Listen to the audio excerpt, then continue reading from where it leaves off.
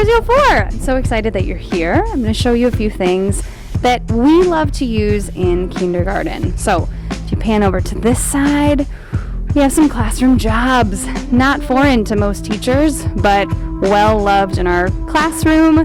I used a lot of these in first grade as well. Having their faces with their mask and without their mask was very helpful, just for them to get to know each other in the beginning of the school year.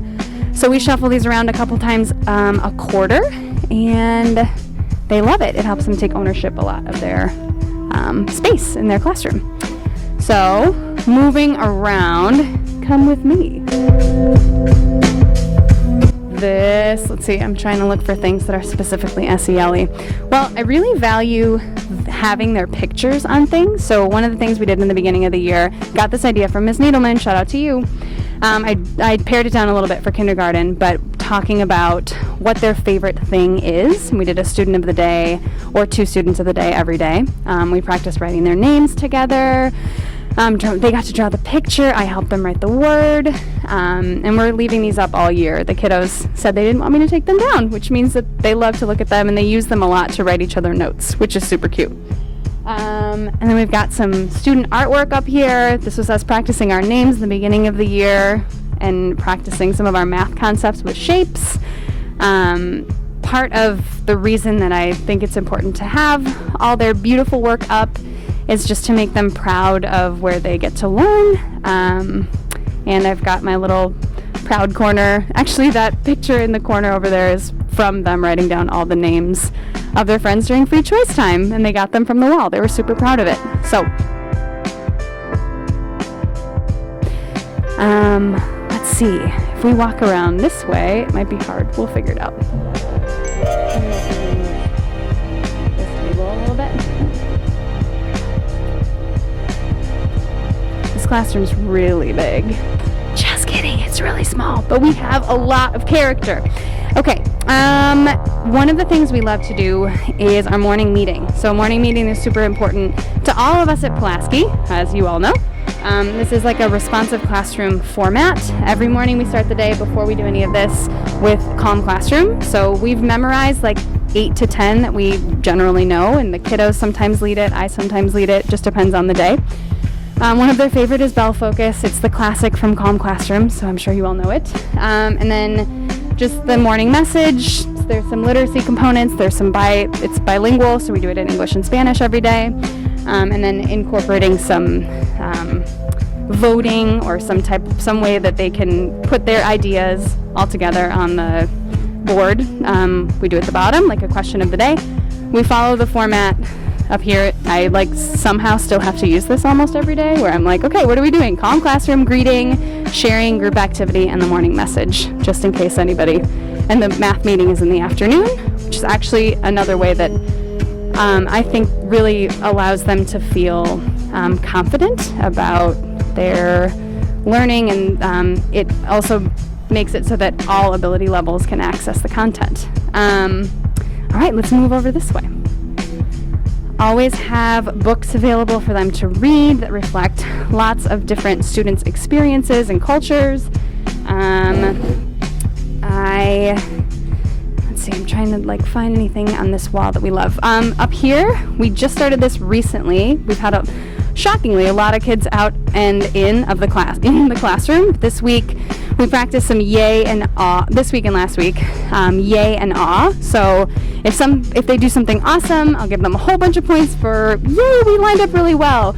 Yay, we put our whiteboards away quickly and everybody got back to the carpet, or whatever it is. We all say yay.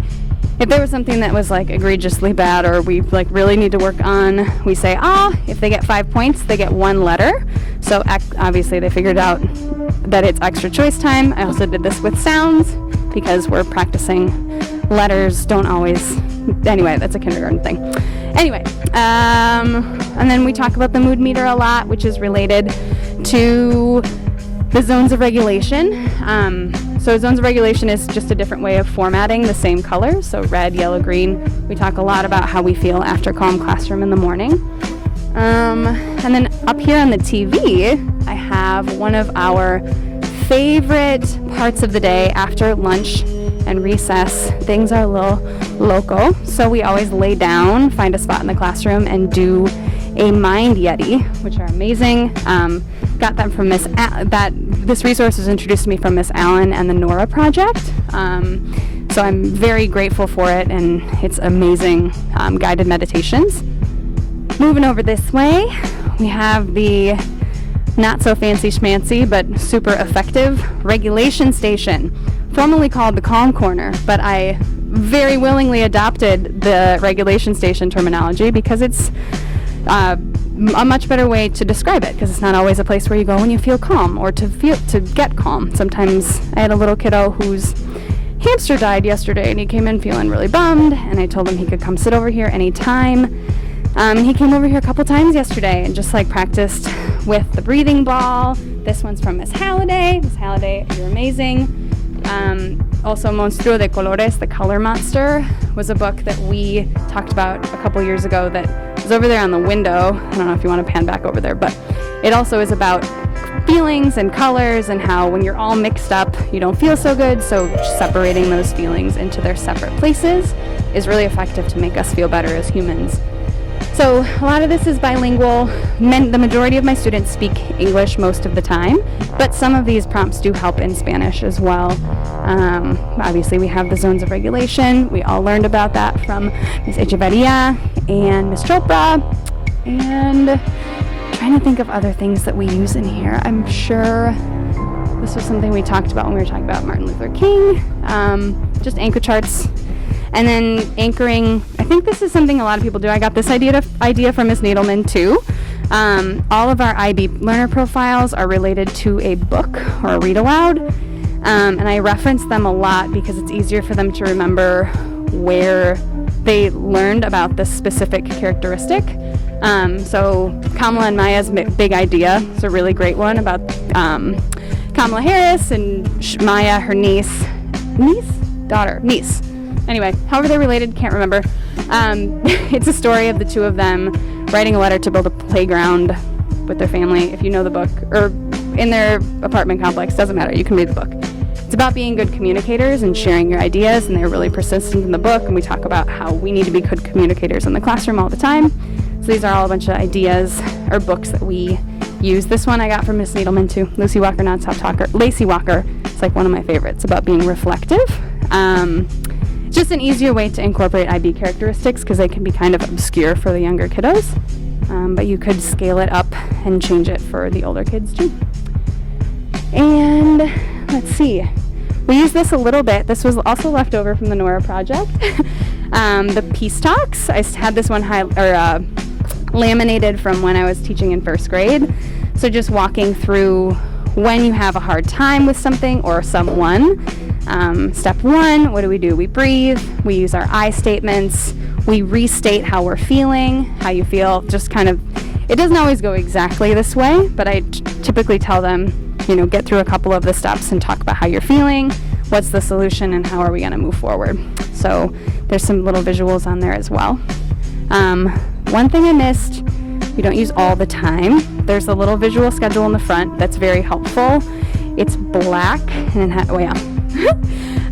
has pictures on it. It's really helpful for the kids to be able to organize the day, just to the left of the math meeting.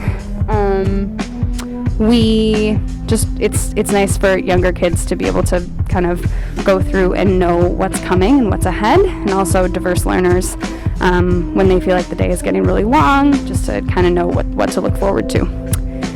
So yeah, thank you for coming to my classroom. You all are doing amazing things, and I am inspired, as I have mentioned now, by all of you all the time. But I am so grateful to be a part of the Pulaski family and to be teaching and learning with all of you. Welcome to my crib.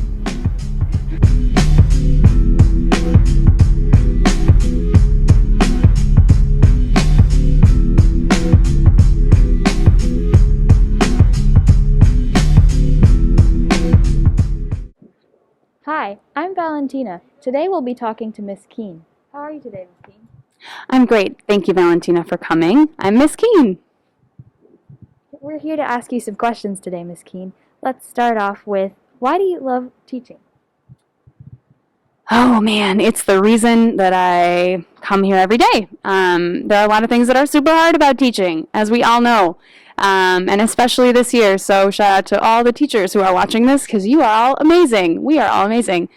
The thing that I love about teaching, truly, is kind of what we're talking about today, is the social emotional building relationships, solving problems, learning how to be good humans. And I teach kindergarten because I think that if you learn that at an early age, it carries with you for a long time. Sorry, I should be looking at you, Valentina, not the camera. Anyway, that's why I love teaching. That's a great reason. Thank you. Why is it so important to be organized with Tier 1 classrooms? OMG. It's important to be organized, number one, because there are 25 bodies in this room on a normal day. A lot of them are remote learning right now. So we literally fall all over everything all the time if I'm not organized mentally, technologically, and in the physical space. I think another thing that's important for my kiddos is to teach them how to keep themselves organized. That's a huge skill in kindergarten. If you ask any of us, we all would say the same thing. So I think if you're not organized, you realize it quickly because everything kind of falls apart. So, yeah, it doesn't help for my home life necessarily because I'm so organized here. I get home and I'm like, ah. Anyway, you guys know how it goes. Well, that's a great reason to be organized. Do you feel like students strive here with structure, or are they more successful with loose restrictions? I think that they need structure. I think all kiddos need structure. I think adults need structure too, and you guys, the older kids. Not because we need to have rules for everything and we need to live in a world that just tells us what to do all the time, but because in order to thrive, we need to have expectations and limitations, and I think that teaching that in kindergarten is really important. So more structure, I think, is more important, but also take the moments that are not so structured and enjoy them and have fun with them. Well, lastly, we're here to ask, what is one change you've made this year that you feel has improved your classroom culture? Ooh, that's a good one. Two things. One, I've really embraced the limited time we have of free choice time, and I asked parents to donate a bunch of materials and puzzles and games and things that the kids are really excited about doing. Playtime, especially for kindergartners, and especially because they were isolated from each other for so long, them coming to school, that's like the thing they look forward to the most every day. So I can also incentivize it and give them extra free choice time when they earn it. And number two, I've really stuck to the morning meeting and made sure that we do a greeting, we do a chant, we do a way to start the day off right. Even if it takes a half an hour every day, it's worth it. And I haven't always stuck to that as well, so I'm really happy that we're doing that this year. Well, thank you for talking with us today, Ms. Keene.